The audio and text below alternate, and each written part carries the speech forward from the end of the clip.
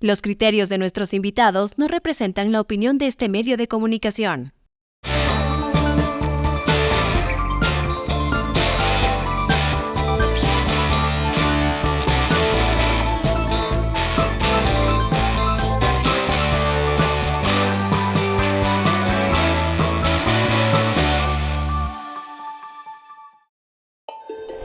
Él es Baltasar Ushka, el último hielero. Esta es la Thunder Mammoth M2, el primer motocarro de carga. ¿En qué se parecen estos dos personajes del Andes ecuatoriano? Que nacieron para ser los fuertes del trabajo pesado.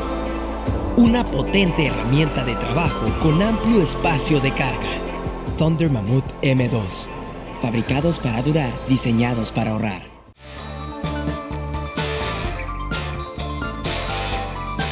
Bienvenidos a la programación de Frente al Personaje. En esta oportunidad vamos a hacer un análisis de lo que sucede en la parte política y en la parte legal en el caso de la vicepresidenta Verónica Abad, que está sometida a una investigación y también ahora vinculada a un tema penal por un delito de concusión, según se está planteando por parte de la Fiscalía. Pero esto tiene que ser también analizado, tiene que ser tratado en la parte política, tomando en cuenta que un presidente o un vicepresidente puede ser enjuiciado siempre y cuando la Asamblea Nacional permita de su aceptación para que un mandatario de este nivel pueda pues entrar en un plano de juzgamiento ante la justicia.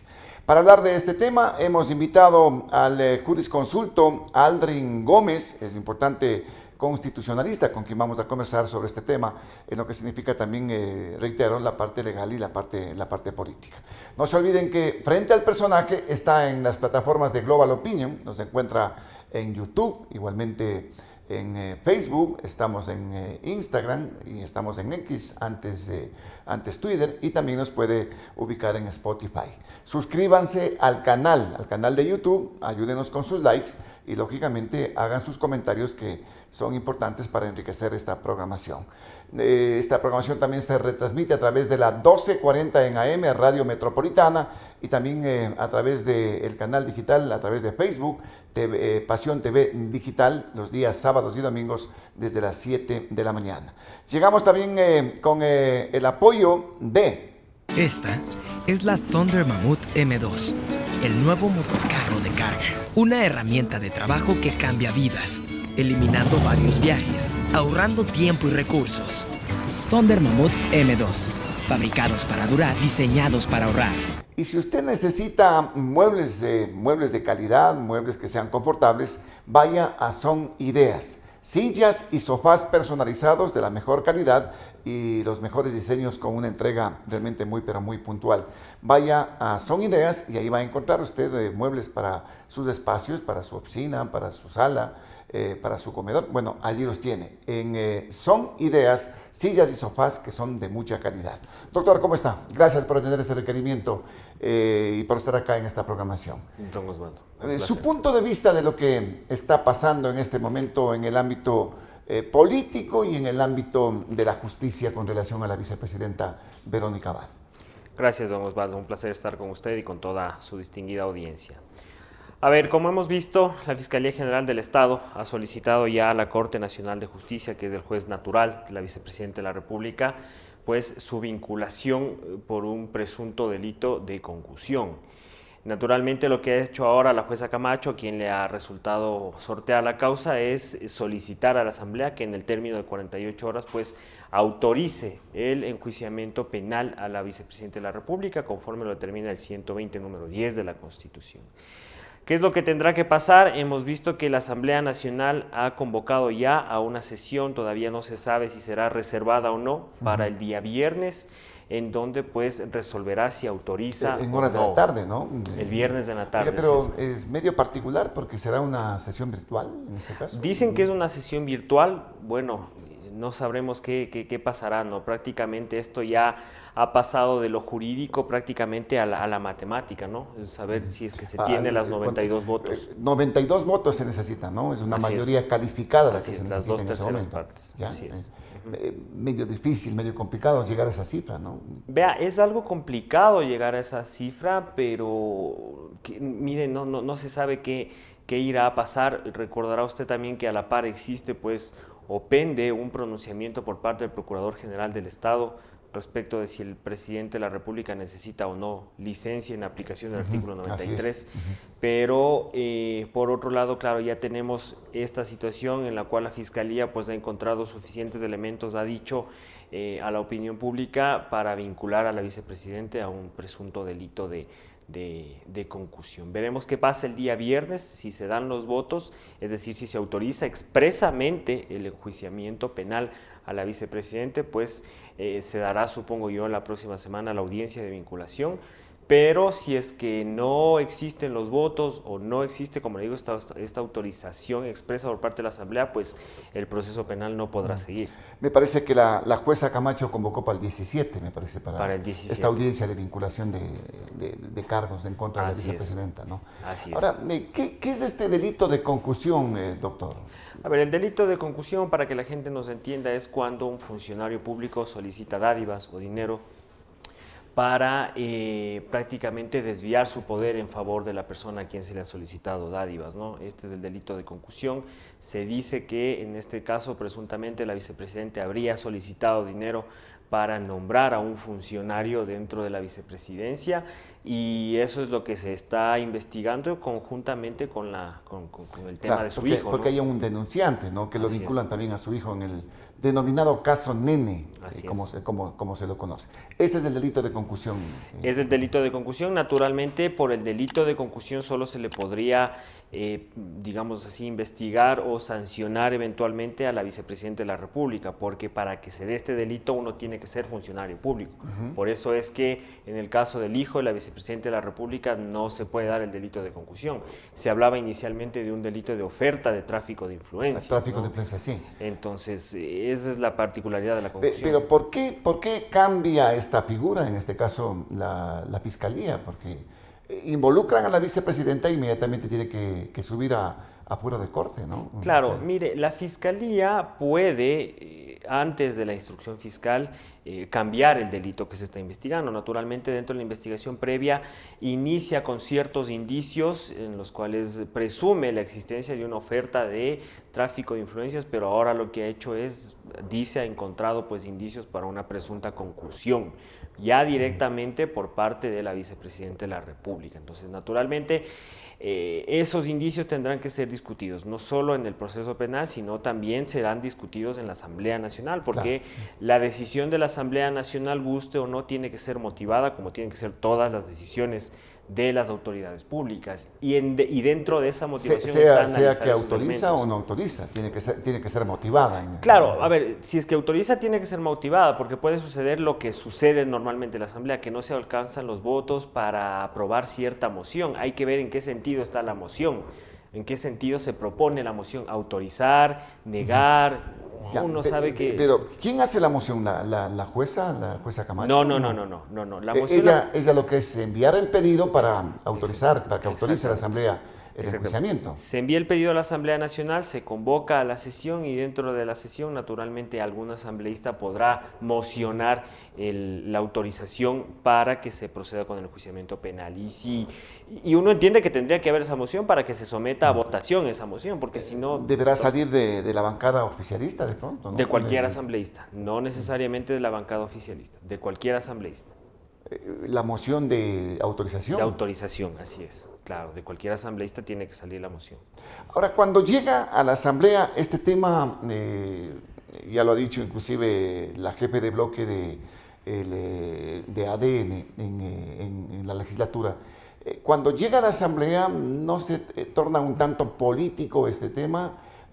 Como que se escapa de la parte judicial, doctor Aldrin. Sí, a ver, mire, naturalmente, como le digo, esto ya no forma parte del esquema ya jurídico, porque aquí ya iría el tema de números, ¿no? Se consigue o no se consigue una mayoría, independientemente de que se consiga o no la mayoría, debería ser motivada la decisión de autorizar en el eventual caso de que así lo decida la Asamblea, pues deberían analizar los elementos que presenta Fiscalía con base en eso se tendrá que decidir si se autoriza o no. Pero como le digo, muchas veces las decisiones en la Asamblea Nacional no responden al tema jurídico, sino, como le digo, un tema más político o de números, más aún cuando estamos hablando de un delito que inclusive pues abriría la puerta para un eventual juicio político. Claro, también puede ser un juicio político. Claro, cuando hablamos de concusión estamos hablando de que es uno de los delitos que nos dice el artículo 125 en la Constitución, por los cuales se puede enjuiciar políticamente a la Eso es lo que le iba a decir, República. no es quizás un tanto extraño de pronto el accionar de la Fiscalía que precisamente le vincula por este delito, doctor, que posibilita el enjuiciamiento político también de la vicepresidenta. Mire, uno entiende que la Fiscalía General del Estado pues tiene los elementos suficientes como para llamar a juicio a la vicepresidenta, y eso tendrá que demostrarse ya en el proceso. Independientemente de eso, pues como le digo, es evidente pues la animadversión que existe entre el presidente Noboa y la vicepresidenta de la República, pero ¿qué le puedo decir? Ya el tema de la posible existencia de un delito es algo que se tendrá que ventilar. Sí, pero podría incidir este tema, este rompimiento que se evidencia entre el presidente de la República y la vicepresidenta. No podría incidir de ninguna manera. Estamos hablando de que existen pues problemas. Uno entiende que la relación entre el presidente y la vicepresidenta está rota, pero la Fiscalía nada tiene que ver en ese tema, o al menos así tendría que ser. No tendría nada que ver no podría tener nada que ver en el tema que implica pues un rompimiento de relación entre el presidente y la... Porque por lo que se ha podido observar, ¿no? Cómo se ha dado en esa instancia el pronunciamiento inclusive que tiene el propio Ejecutivo a través de sus voceros, que no quieren saber absolutamente nada de la vicepresidenta, en el hipotético de que pueda ella reemplazar al presidente cuando tenga que pedir licencia para su campaña electoral.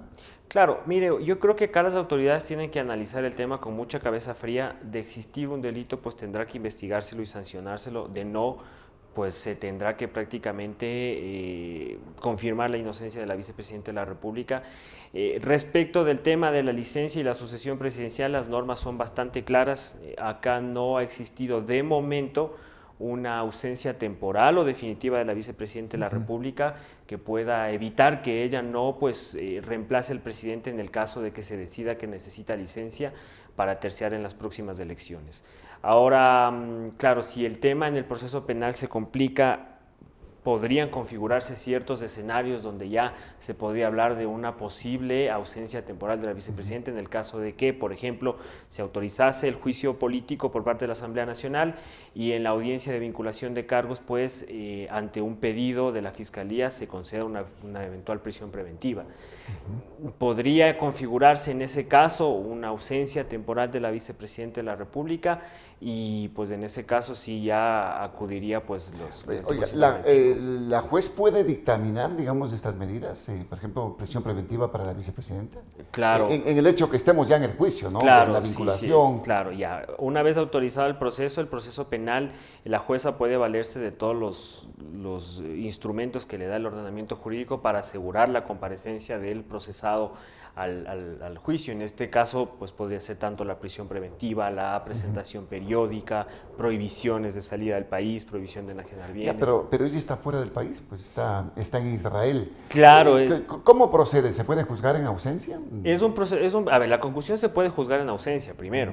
O sea, es un delito que se puede juzgar en ausencia. Ahora, claro, lo que debería proceder en el caso de una eventual prisión preventiva, pues sería una difusión ante la Interpol y que se ejecute esa decisión del juez.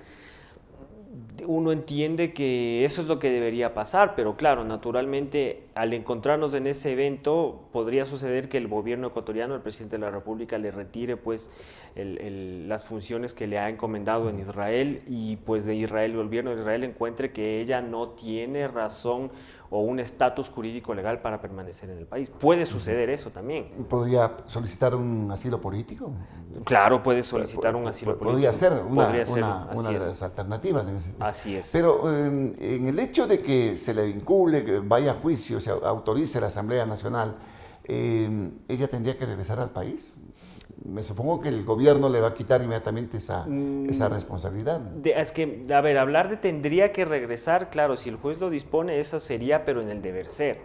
Ahora, veremos si es que ella, afrontando un proceso penal, pues decide someterse a la justicia. Eso es lo que debería pasar en todos los procesos penales y cualquier persona, no solo con la vicepresidenta de la República, pero de eso a que lo que la vicepresidenta haga, en efecto, pues hay una distancia enorme. Ya, pero en el escenario le decía, doctor, que vaya a enjuiciamiento, que se autorice, automáticamente, ella sigue siendo vicepresidenta. Claro, ella sigue siendo vicepresidenta. Así es, si se autoriza el juicio, ella sigue siendo vicepresidenta de la República. Independientemente que le puedan retirar, digamos, en este caso, así es, la inmunidad y que vaya a juicio. Claro, a ver, ella va a seguir siendo vicepresidente de la República hasta que no exista una sentencia ejecutoriada condenatoria. Ahora, existen algunos entremeses ahí. Por ejemplo, si la prisión preventiva supera los 3 meses que podría configurar una ausencia temporal, ya se habla de una ausencia definitiva de la vicepresidenta de la República, en cuyo caso, claro, el presidente de la República que se encuentre en funciones tendrá que remitir una terna a la Asamblea Nacional para que se elija un presidente, un vicepresidente. Pero esto tendrá que conocerlo igual la Asamblea, ¿no? El tema de la ausencia definitiva. La ausencia definitiva, claro, tiene que conocerlo la Asamblea Nacional también. ¿Y con eso la destituyen no, es automático se decreta, claro, se verifica que ella está fuera del cargo los 3 meses que configurarían la ausencia temporal, y luego de eso pues la Asamblea verifica que se ha configurado una ausencia definitiva y pues sucede ya lo que manda la Constitución respecto de la terna para elegir un nuevo vicepresidente. Pero en el caso de que se dé una ausencia definitiva de la vicepresidenta de la República. Pasado los 3 meses. Pasado los 3 meses, así es. Si es que es una indagación de 30 días, de pronto no. Bueno, la instrucción fiscal, claro, la instrucción fiscal puede llegar a durar hasta 90 días. ¿No? Entonces, veremos si... ¿Pero una prisión preventiva puede también durar 90 días? No puede durar 90 días, pero tome en cuenta usted que ya en el momento de que está por vencerse o caducar la prisión preventiva, los jueces o los fiscales suelen acelerar el proceso y pasar ya a vincular, no solo vincular a la instrucción fiscal, sino considerar que existen, claro, que existen elementos para llevarla a juicio. Entonces ya no hay prisión preventiva. Ya es prisión en firme, entonces. Claro, ya es prisión. Queda detenido. Así es. O sea, ¿se le está complicando el asunto a la vicepresidenta en la parte legal, doctor? Parece que se le estaría complicando el tema porque uno entiende que ya la relación o el ejercicio de su cargo ha sido bastante complicado por su relación con el presidente de la República, y peor aún ahora pues que se la vincula con un presunto delito de concusión. Eso yo creo que le complicaría a cualquier autoridad, no solo a la vicepresidenta de la República, porque ya se está como que criticando un poco o objetando digamos así, la honestidad de la autoridad, ¿no? Naturalmente, independientemente de que eso se someta al proceso judicial. Claro, es que como ante la Constitución somos inocentes hasta que se pruebe lo contrario. Así es. Pero dadas las circunstancias, la situación como que se complica. ¿Está acorralada la vicepresidenta o se la ha venido acorralando en este caso hasta llegar a esta instancia?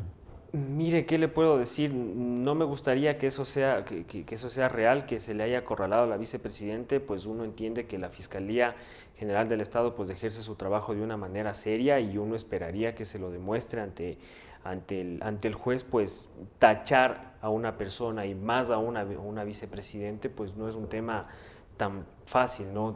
Debería existir elementos, como ha dicho la fiscal, que comprueban la participación de la vicepresidenta en este delito, pero uno espera que ese trabajo, no solo el de la Fiscalía, sino también el del juez que conozca el proceso, pues sea un trabajo serio y objetivo e imparcial. Ahora, si es que la Asamblea Nacional, porque también va la parte política y de pronto se necesitan 70 votos para decir no, no enjuiciamiento, y 92 para aceptar.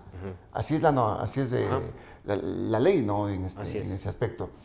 Pero en ese sentido, viendo las circunstancias de lo que pasa entre bloques y la relación con el propio Ejecutivo, con el gobierno, ¿qué se puede esperar? ¿Se puede Mire, esperar una decisión en base a los hechos? A ver, yo me atrevería a decirle, ya desde el punto político hemos visto que el presidente de la República y por ende pues su bancada, la bancada oficialista, ha roto relaciones con algunos de sus aliados que en principio eran aliados estratégicos. Entonces, mi apreciación es que los 92 votos van a ser bastante complicados conseguirlos en la Asamblea Nacional, porque hemos visto ya que, o sea, como le digo, pues el rompimiento de relaciones del gobierno con las diferentes bancadas cada vez es mayor y es más evidente. Entonces, y hemos visto inclusive que la bancada de Construye ha dicho que ellos no se van a dejar llevar por ningún tema subjetivo, sino verificarán que existan elementos objetivos para llamar o autorizar el enjuiciamiento de la vicepresidenta de la República. Entonces, en ese sentido, desde mi apreciación, 92 votos es algo bastante complicado, sobre todo tomando en cuenta que sería algo que indirecta o directamente le beneficiaría pues al presidente de la República. Desde luego, ¿no? Y ahí ya prima la parte política, digamos.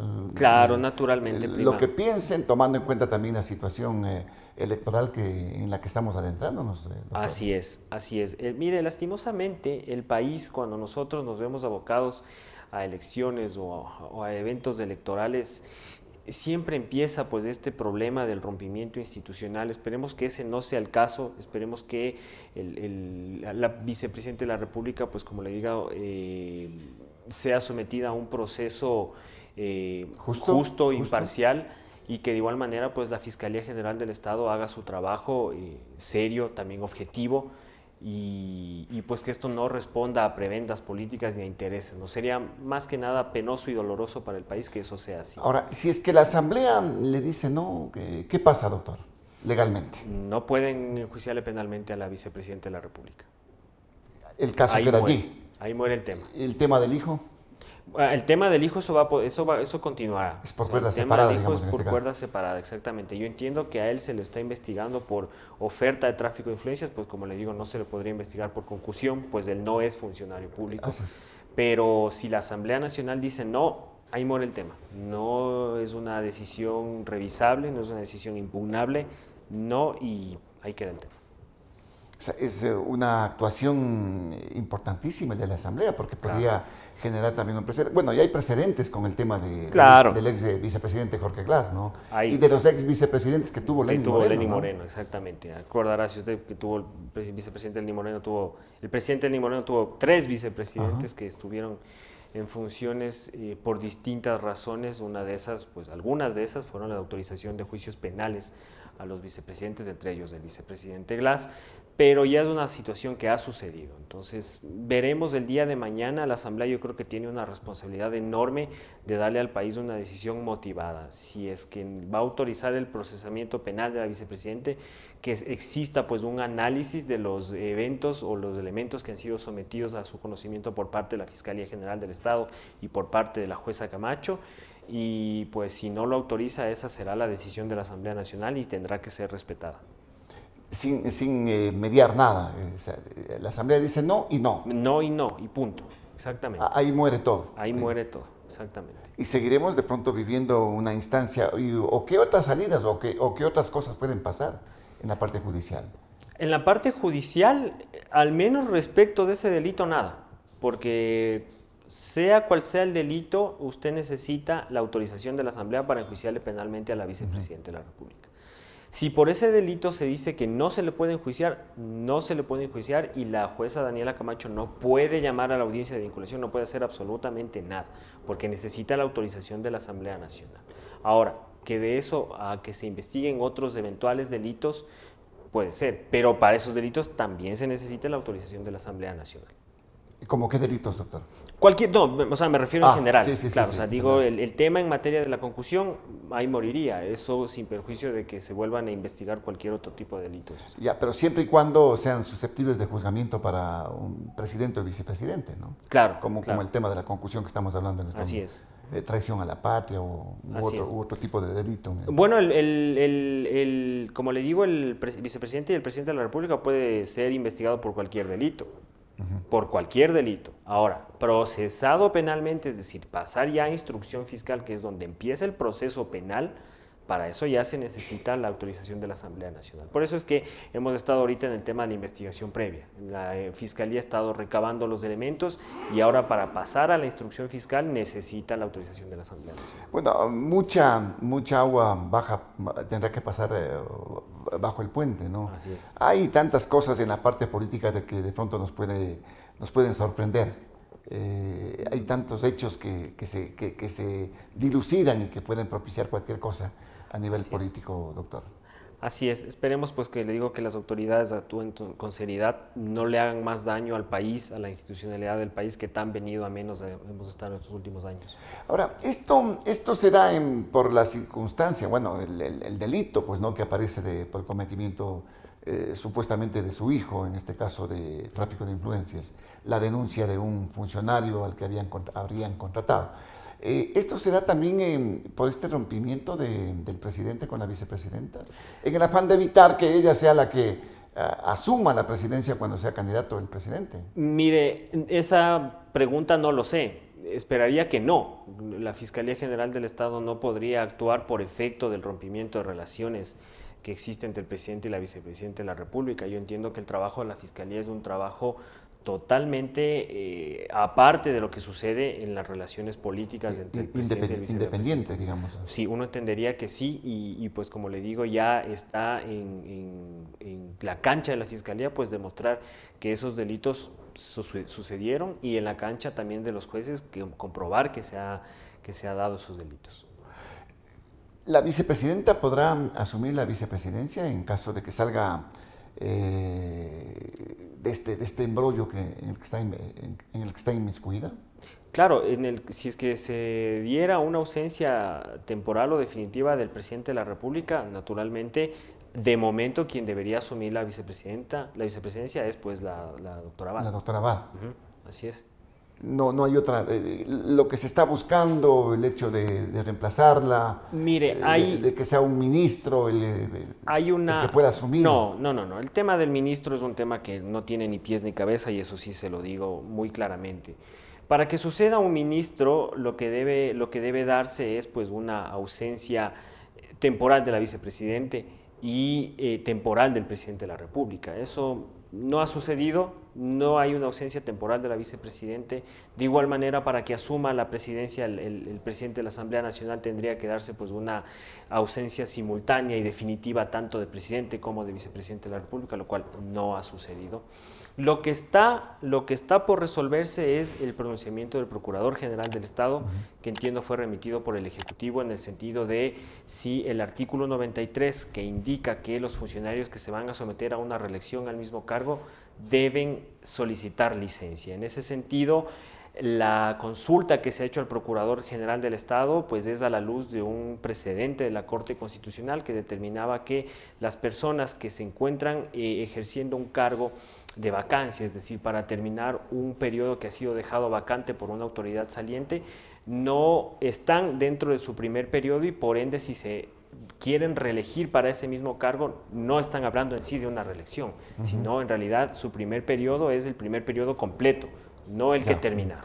Pero ¿tiene que pedir licencia o no tiene que pedir licencia? Es la consulta que le hacemos al doctor Aldrin Gómez, que nos va a responder luego de este importante mensaje que tenemos para ustedes. Él es el flaco, el juguero de la plaza. Esta es la Thunder Mammoth M2, el nuevo motocarro de carga. ¿En qué se parecen estos dos personajes de la costa ecuatoriana? Que tienen la llave para emprender, alcanzando la libertad y moverse con independencia. Eficientes y confiables por cualquier parte que vayan. Una herramienta de trabajo que cambia vidas, eliminando varios viajes, ahorrando tiempo y recursos. Thunder Mammoth M2, fabricados para durar, diseñados para ahorrar. Volvemos. Doctor, lo planteado. ¿El presidente debe pedir o no debe pedir licencia? ¿Y qué debería hacer el procurador? Vemos que en primera instancia envió una consulta al Consejo Nacional Electoral. El Consejo Electoral como que se lavó las manos y le dijo, bueno, usted resuelva. Así es. A ver, la Procuraduría General del Estado acostumbra, al menos este último procurador acostumbra a consultar pues, a las diferentes entidades que tienen que ver con la consulta. ¿Cuál es su criterio? ¿No? El criterio que ha emitido el CNE no es un criterio vinculante. Hemos visto que le ha dicho que, por un lado, no es el competente para interpretar la ley ni para absolver pronunciamientos, pero le ha dicho que el artículo 93 es claro y debería entendérselo en su literalidad. Para esto la gente debe entender un precedente. En la Constitución de 1998 existía de manera expresa la exigencia del requisito de licencia cuando las autoridades querían pues terciar por una reelección al mismo cargo. Era un requisito expresamente establecido en la Constitución de 1998. Con la Constitución del 2008, el constituyente del 2008 elimina expresamente este requisito de la licencia. Es decir, no existía el requisito de la licencia en el 2008. ¿Qué sucede? En el 2010, recordará usted cuando sonaba pues una eventual muerte cruzada entre el presidente de ese entonces, Rafael Correa, y la Asamblea Nacional, los asambleístas del año 2010 le solicitan a la Corte Constitucional una interpretación constitucional respecto de si ellos se vuelven a lanzar frente a una muerte cruzada, se vuelven a lanzar para el cargo de asambleístas, ese periodo, para completar ese que están dejando vacante, les cuenta como un primer periodo para efecto de la prohibición de 2 periodos que nos da la Constitución. La Corte le dice no. Si usted se presenta a terciar para las elecciones para completar ese periodo, ese periodo no le cuenta como un primer periodo. Eso le dice es la lo que le Corte está pasando al presidente Noboa. Exactamente. Él está completando el periodo de Guillermo Lazo. Claro, pero ¿qué le dice la Corte? Le dice, no se entiende, si usted se vuelve al azar, esa no es una reelección. Usted se está eligiendo por primera vez para ese cargo. Si es que se lanza y si es que gana, podría tener una nueva reelección. Podría tener una nueva. Eso es lo que le dice la Corte Constitucional. Ahora, claro, mucha gente dice, no, lo que pasa es que la ratio decidendi de la sentencia de la Corte no se refiere en nada a la licencia. Naturalmente no se va a referir en nada a la licencia porque en el 2010 no había ninguna norma que establezca el requisito de la licencia. ¿Cuándo se incluye el requisito de la licencia? En unas reformas al artículo 93 del Código de la Democracia del año 2020. Ahí se incluye el requisito de la licencia, por eso usted recordará que inclusive el expresidente Correa, mientras era presidente, también era candidato, el presidente candidato. Entonces, claro, uno puede decir, puede haber mucha contraposición de situaciones en el hecho de que yo siendo presidente, pues cómo logro concatenar o compaginar yo presidente y yo candidato. Entonces se deja de hacer alguno de los dos trabajos. Claro. Uno puede entender, pero las normas son las que hay y la jurisprudencia es la que viene dada por la Corte. Pero se considera en este caso que el presidente, desde luego, es un funcionario público. Y los funcionarios públicos tienen que o renunciar o pedir licencia para ir a un tema electoral. Solo los que van a reelegirse, según el artículo 93. No es un requisito general que exista. Entonces, dentro de la interpretación, ¿qué decimos entonces? ¿Que el presidente va a ser un presidente candidato? ¿Él no va a pedir licencia? Podría no pedir licencia porque, como le digo, el artículo 93 le exige solo para quienes se vayan a reelegir al mismo cargo. Y si la Corte ha dicho que esa no es una reelección, aquí podría ser que el presidente no necesite licencia.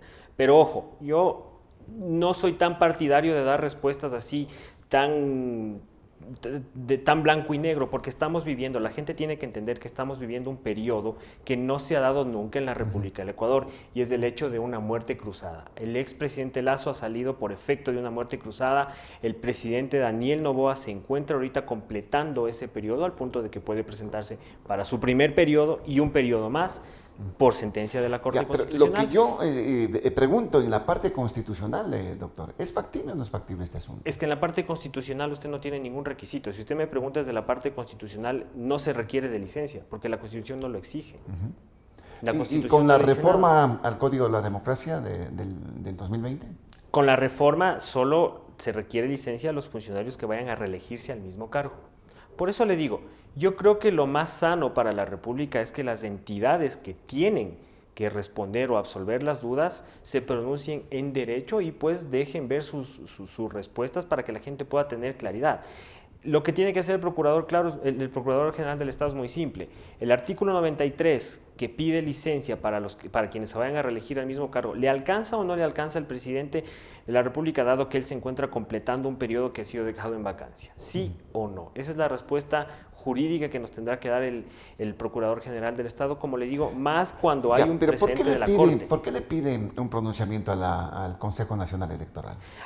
Eso le comentaba al inicio. Por lo general, la Procuraduría General del Estado, cuando usted le pregunta, digamos, situaciones referentes a salud, a educación, en este caso a temas electorales, el procurador acostumbra a requerir un pronunciamiento, ¿no? A decirles, miren, usted, ¿qué piensa respecto de eso? Ya que es la autoridad que, digamos, conoce el sector, digámoslo así.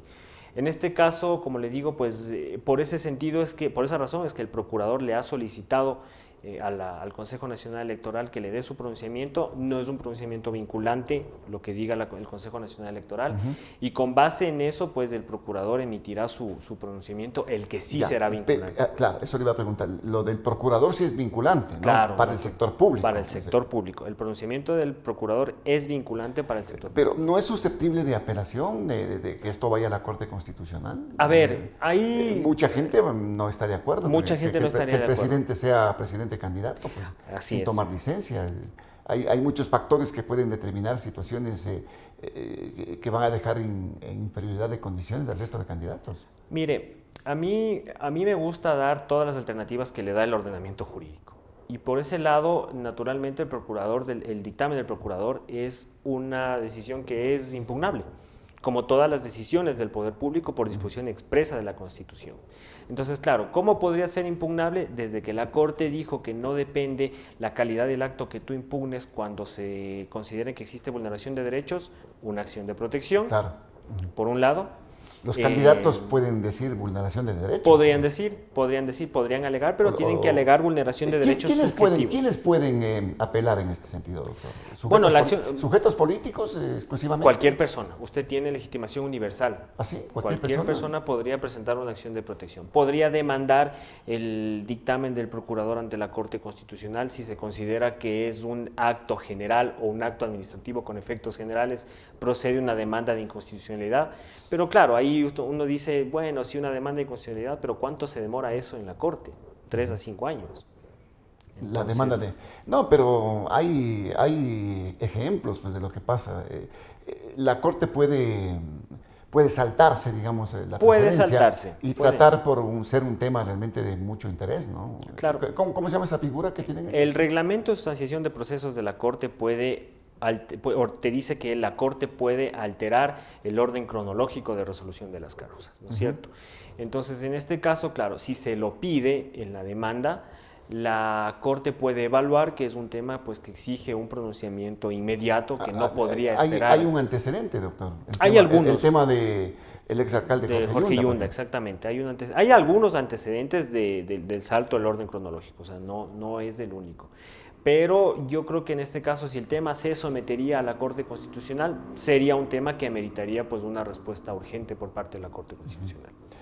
Y se analizará en base a la demanda, ¿no? Claro, naturalmente. La vulneración de derechos y todo Claro, esto. así es. A ver, lo que pasa es que cuando uno presenta una demanda de inconstitucionalidad, lo que hace es decir, el acto que yo estoy impugnando transgrede directamente normas constitucionales, ya no derechos subjetivos. Eso no se puede alegar en una demanda de inconstitucionalidad. Pero sí transgrede de modo general y abstracto normas de la Constitución.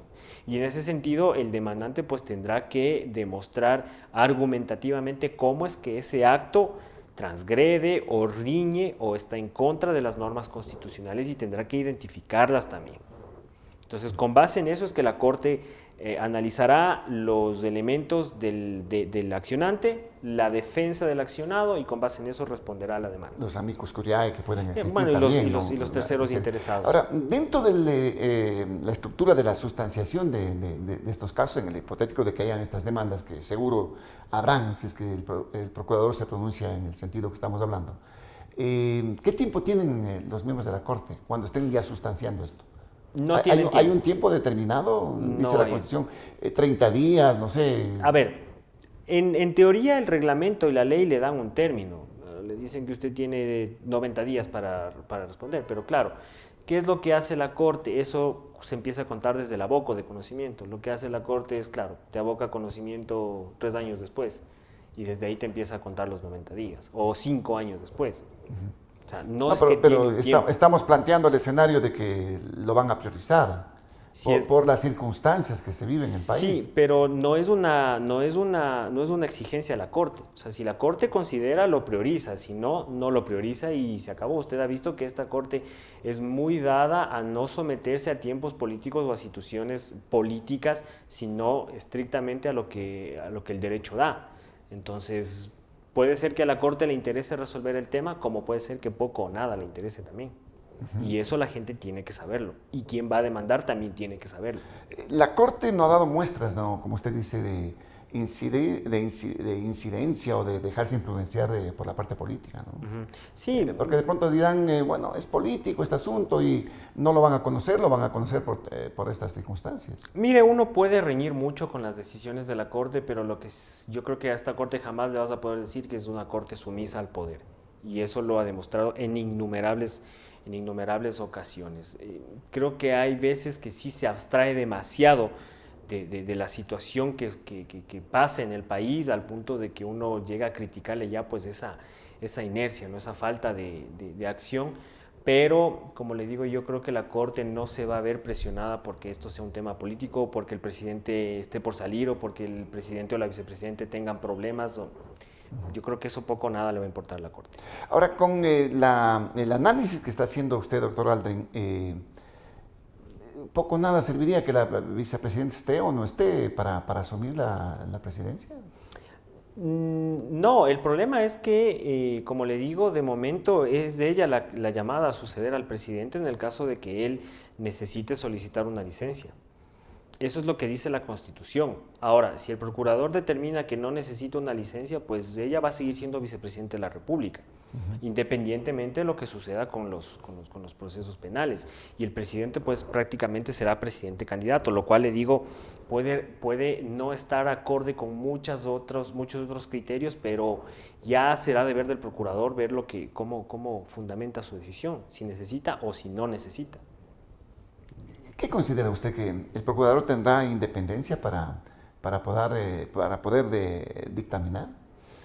Mire, yo no sé por lo general siempre los procuradores tienen más vinculación con el Ejecutivo, es el abogado del Estado, pues. Mire, yo no sé no me consta tampoco si el Procurador General del Estado tenga presiones de ningún lado. Uno esperaría que no, debería ser así, y como le digo, pues uno ya analizará en el momento en que salga la respuesta del procurador. Ahí uno puede ver si es que hubieron presiones, ¿no? O sea, si ya los temas son demasiado forzados, si los argumentos que usa el procurador no son tan convincentes, uno puede decir, bueno, aquí algo me puede decir, o hubo presión, o el procurador desconoce, o qué otro problema pudo haberse dado ahí.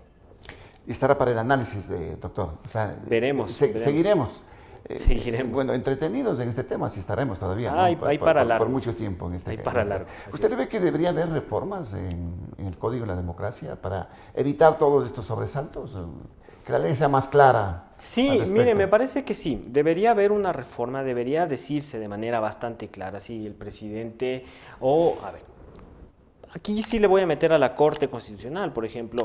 Todo esto se da a la luz del precedente de la Corte Constitucional del 2010. Entonces, yo creo que aquí sí la Corte podría dejar sin efecto ese precedente, es decir, en efecto ese precedente ya no se configura con el criterio que hoy tenemos nosotros como Corte y lo dejamos sin efecto, o de una vez aclara si es que ese precedente le alcanza al tema de la licencia, o si no, o si solo se refiere al tema de la reelección. Es un tema en el cual la Corte nos podría ayudar mucho, pero respecto del precedente del 2010, ojo, la Corte no puede hacer ninguna interpretación de norma constitucional referente a la licencia porque, le insisto, no hay norma constitucional que exija la licencia. Pero eso podría ayudarnos, en eso sí podría ayudarnos la Corte. La Asamblea podría también ayudarnos desde parte de las reformas que usted menciona, es decir, aclárese la norma. Cuando hablamos de reelección, ¿eso se refiere también a la licencia? ¿No se refiere? Pero cualquier reforma tendrá que ser previo a un año de un proceso electoral. sea, si cualquier reforma que se haga será para un próximo proceso Ahora ya electoral. no, ahora ya no, naturalmente, eso no puede ser así. Doctor Aldrin, agradecido con su presencia en esta programación. Gracias a usted, don Osvaldo. El doctor Aldrin Gómez, importante constitucionalista, jurista de nuestro país, aquí en la programación de Frente al Personaje, dando su punto de vista a esta interpretación de las leyes, de la Constitución, con relación al caso que involucran a los dos mandatarios, al presidente y al vicepresidente y a la vicepresidenta de la República. No olviden que Frente al Personaje se emite en las plataformas de Global Opinion. Ubíquenos en YouTube, ayúdennos suscribiéndose al canal, den sus likes, hagan sus comentarios, también son importantes. Estamos en otras plataformas igualmente, en otras plataformas digitales como X, antes Twitter, estamos en Instagram, y también estamos en Spotify y también estamos en Facebook. Síganos a través de estas aplicaciones, también TikTok, me había olvidado, TikTok, en las redes de TikTok, Instagram y también en Spotify. Llegamos también gracias al apoyo de... Esta es la Thunder Mammoth M2, el nuevo motocarro de carga. Una herramienta de trabajo que cambia vidas, eliminando varios viajes, ahorrando tiempo y recursos. Thunder Mammoth M2, fabricados para durar, diseñados para ahorrar. Y no se olviden, si ustedes quieren muebles de calidad, vayan a Son Ideas. Sillas y sofás personalizados de la mejor calidad y lógicamente con los mejores diseños y con la entrega pues puntual, excelente. ¿Usted quiere muebles para su oficina, para algo? Sillas, sofás, pues ya sabe a dónde tiene que ir, a Son Ideas. Llegamos a la parte final de la programación. Gracias por la sintonía. Volveremos en las próximas horas con nuevos invitados y nuevos temas. Por ahora, felicidades.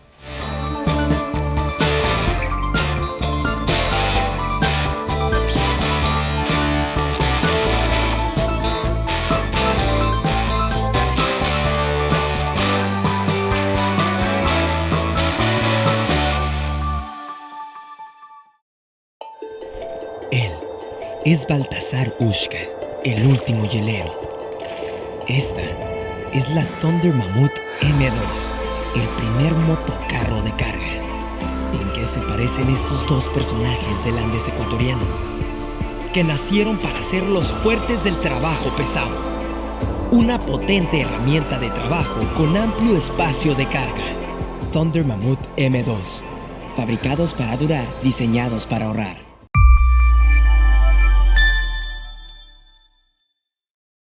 Los criterios de nuestros invitados no representan la opinión de este medio de comunicación.